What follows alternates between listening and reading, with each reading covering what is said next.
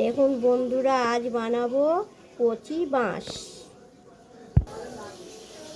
তেল গরম হয়ে গেছে,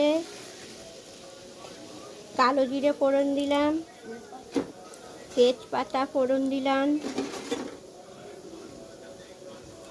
বেকিং মশলা দিলাম,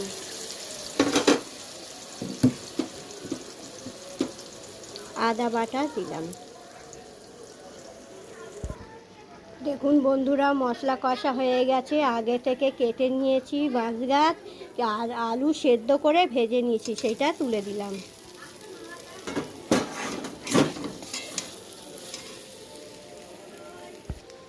দেখুন বন্ধুরা, কষা হয়ে গেছে। আমি পরিমাণ মতো জল দিয়ে দিলাম।